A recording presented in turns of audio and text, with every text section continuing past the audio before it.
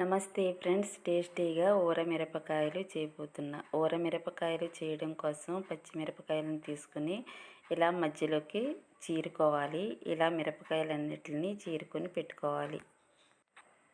పచ్చిమిరపకాయలు ఊరబెట్టుకోవడం కోసం పెరుగుని తీసుకుని ఇలా మజ్జిగలా చేసుకోవాలి. ఒక ప్లాస్టిక్ డబ్బా కానీ ఒక రుత్తి కానీ తీసుకుని ఈ మజ్జిగని ఈ రుత్తిలో వేసుకోవాలి.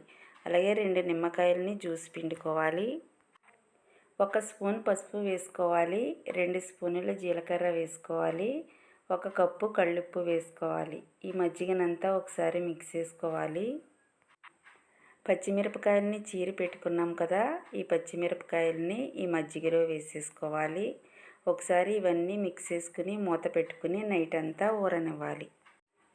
మిరపకాయలు అయితే ఒక నైట్ అంతా ఊరిన తర్వాత ఇలా ఎండలో ఆరబెట్టుకోవాలి. మళ్ళీ ఇదే మజ్జిగలో మళ్ళీ మిరపకాయలని వేసేసుకుని ఇంకొక నైట్ కూడా ఊరబెట్టుకోవాలి. చూడండి, మిరపకాయలు అయితే 5 రోజులకి బాగా ఆరిపోయాయి. ఇప్పుడైతే ఫ్రై చేస్తాను. ఈ ఊరమిరపకాయలని ఒక డబ్బాలో స్టోర్ చేసుకుంటే సంవత్సరం పాటు నిలవ ఉంటాయి.